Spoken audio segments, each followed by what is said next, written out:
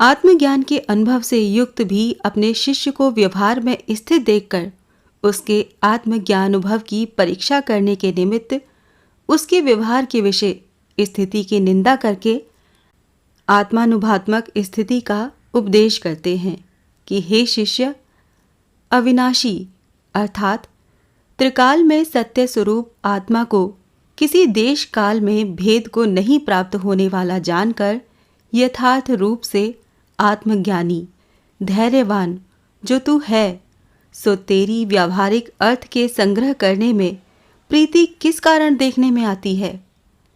विषय के विषय जो प्रीति होती है सो आत्मा के अज्ञान से होती है। इस वार्ता को दृष्टांत और युक्ति पूर्वक दिखाते हैं।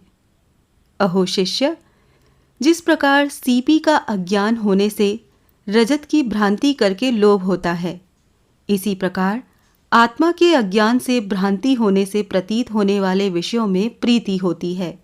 जिनको आत्मज्ञान होता है उन ज्ञानियों की विषयों में कदापि प्रीति नहीं होती है।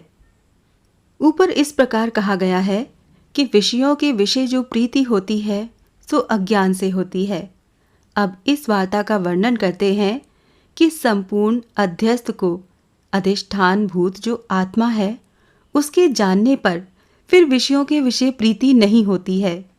जिस प्रकार समुद्र के विषय तरंग स्फुरते हैं अर्थात अभिन्न रूप होते हैं, उसी प्रकार जिस आत्मा के विषय ये विश्व अभिन्न रूप है वो निर्विशेष आत्मा मैं हूँ, इस प्रकार साक्षात करके दीन पुरुष के समान मैं हूँ और मेरा है इत्यादि अभिमान करके क्यों दौड़ता है। ऊपर के 3 श्लोकों में शिष्य की व्यवहारावस्था की निंदा की। अब संपूर्ण ज्ञानियों की व्यवहारावस्था की स्थिति की निंदा करते हैं।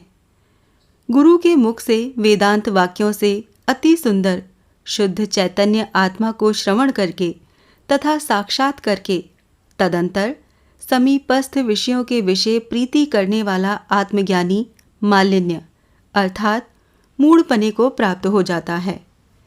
फिर भी ज्ञानी के विषयों में प्रीति करने की निंदा करते हैं कि ब्रह्म से लेकर तृण पर्यंत संपूर्ण प्राणियों के विषय अधिष्ठान रूप से आत्मा विद्यमान है और संपूर्ण प्राणी आत्मा के विषय अध्यस्त अर्थात कल्पित हैं। जिस प्रकार कि रस्सी के विषय सर्प कल्पित होता है, इस प्रकार जानते हुए भी मुनि की विषयों के विषय ममता होती है। ये बड़ा ही आश्चर्य है, क्योंकि सीपी के विषय रजत को कल्पित जानकर भी ममता करनी मूर्खता ही होती है।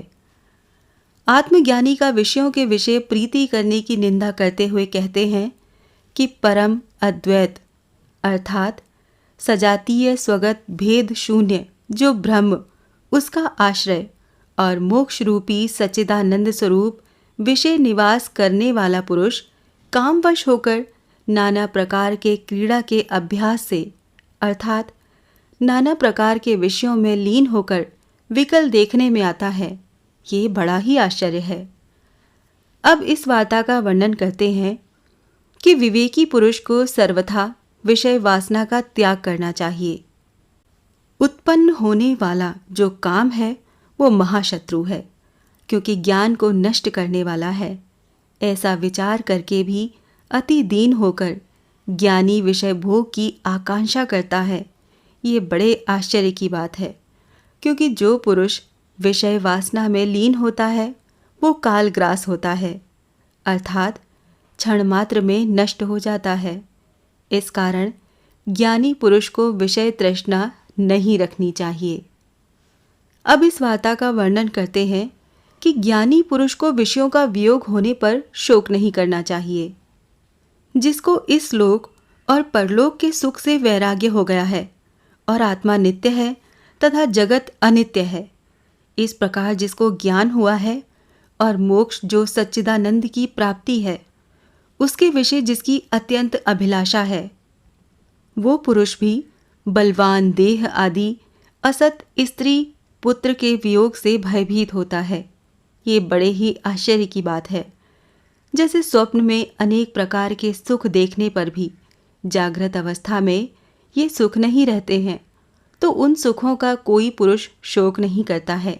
इसी प्रकार स्त्री, पुत्र, धन आदि असत वस्तु का वियोग होने पर शोक करना योग्य नहीं है।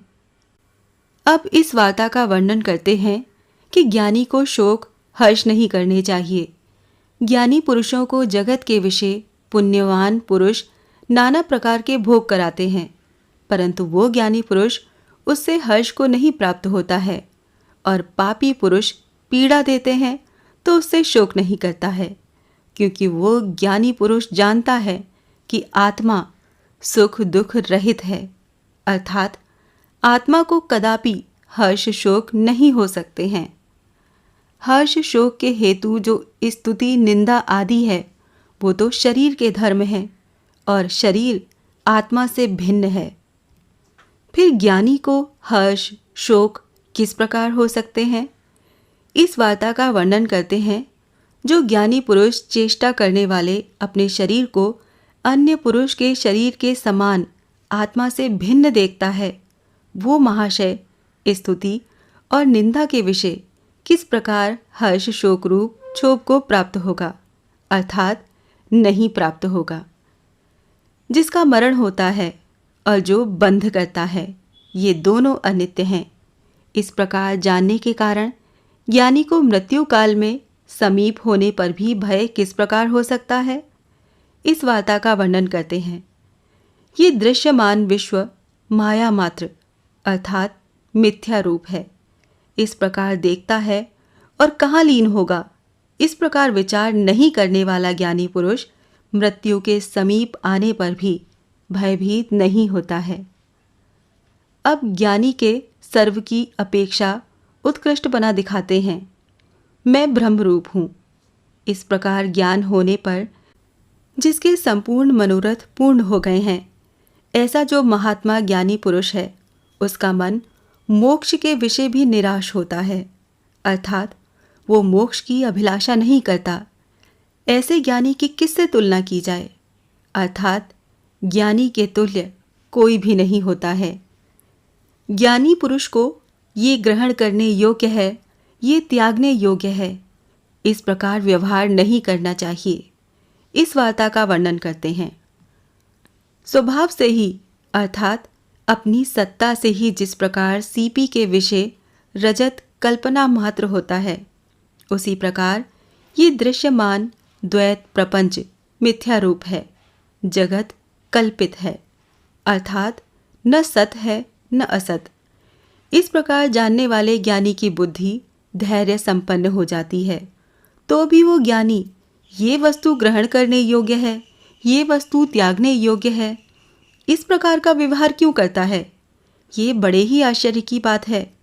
अर्थात ज्ञानी पुरुष को कदापि ये वस्तु त्यागने योग्य है, ये वस्तु ग्रहण करने योग्य है, इस प्रकार व्यवहार नहीं करना चाहिए।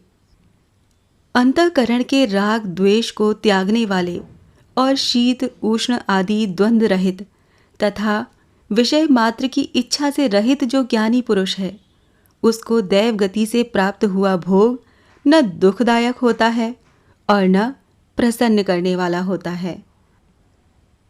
अष्टावक्र गीता का 3रा अध्याय यहाँ समाप्त होता है। ओम नमो भगवते वासुदेवाय नमः।